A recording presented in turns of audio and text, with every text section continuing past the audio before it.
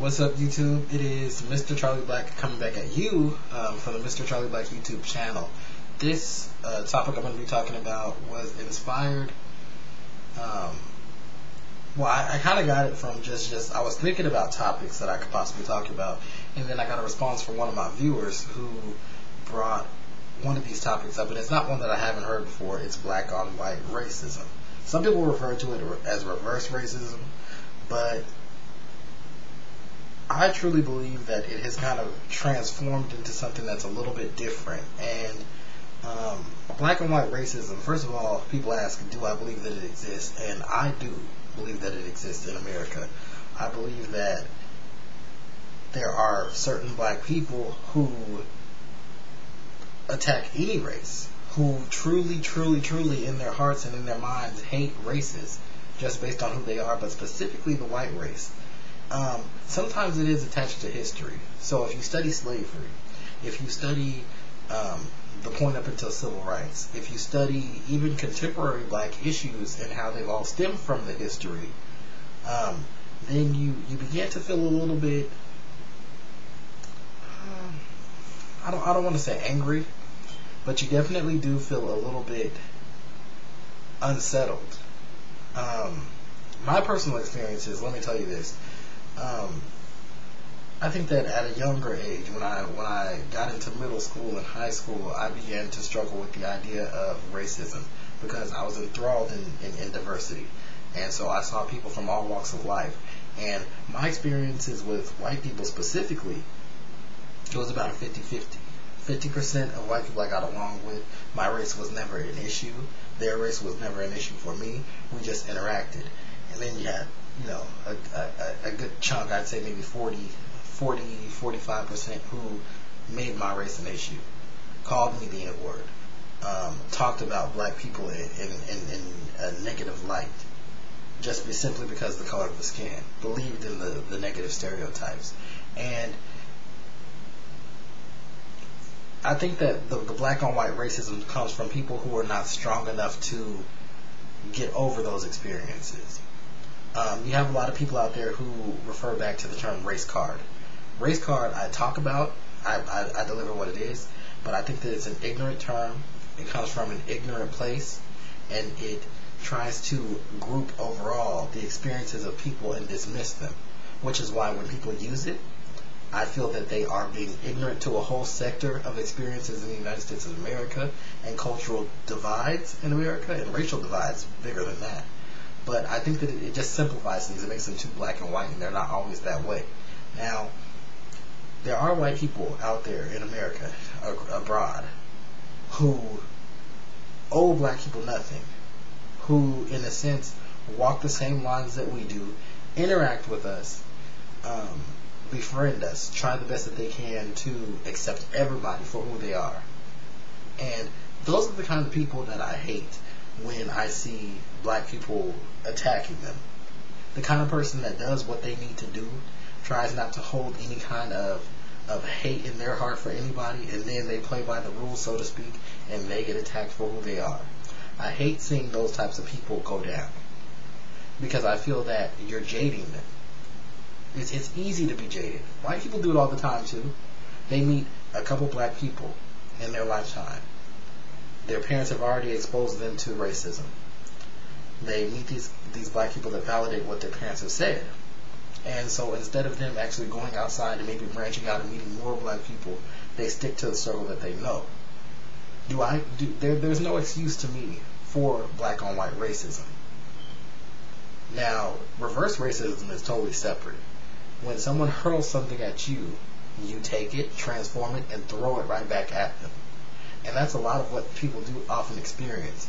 I think that anytime that you talk about race, a lot of people get sensitive because we can't gauge each other's experiences. When I'm making this video right now, I can't speak for white people. I'm not white. I've never experienced the life of being white, and vice versa. No white person can come to tell me as a black man what I'm feeling is wrong, simply because I've experienced things that may or may not go with what you believe in, but they're my experiences and you can't dismiss them. Now, with a black person on white racism, a white person sometimes walks down that path, and they, like I said, they have no hate in their heart.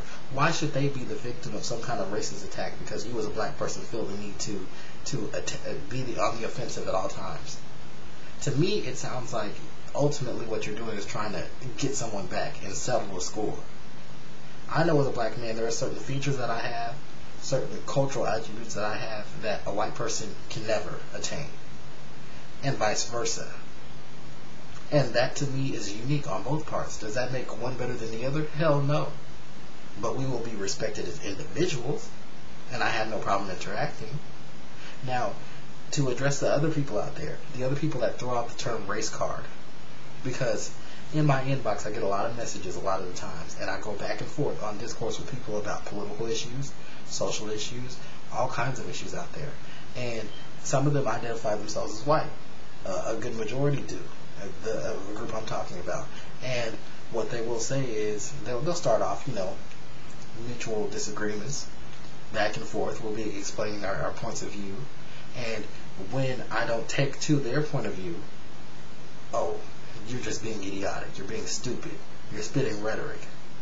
And when I respond, because that's what I do, I respond to it. I say, hey, well, I can say the same thing to you, but my viewpoint is my viewpoint. And if mine is idiotic, then yours is just as equally so. Now, then I get a response about something. Oh, you look like you've been in jail, you're a black nigger, all kinds of things that come out of nowhere. And this is an everyday thing for me, especially dealing with YouTube. People might not be as courageous to say it in my face a lot of the times because they know that I will bring war to them.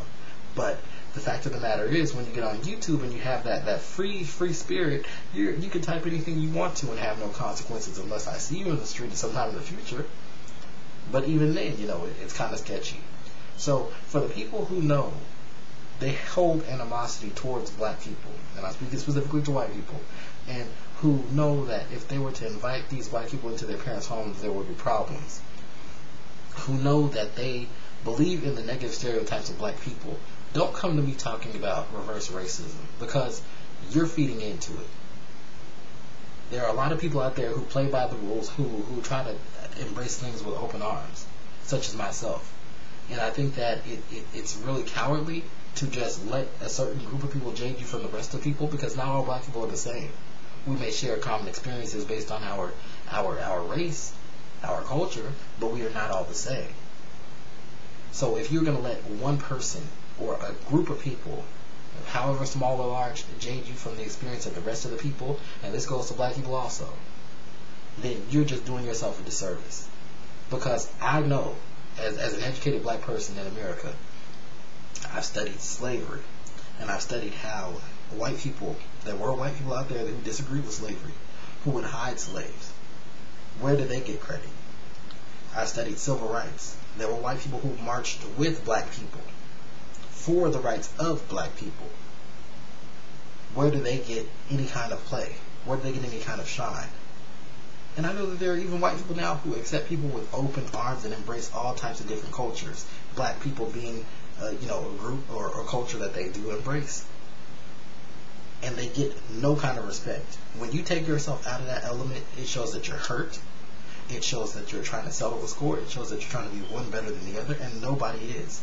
We're all equal, but we are also individual. So that's my message. But let me know how you guys think about it. More videos to come pretty soon. Stay tuned.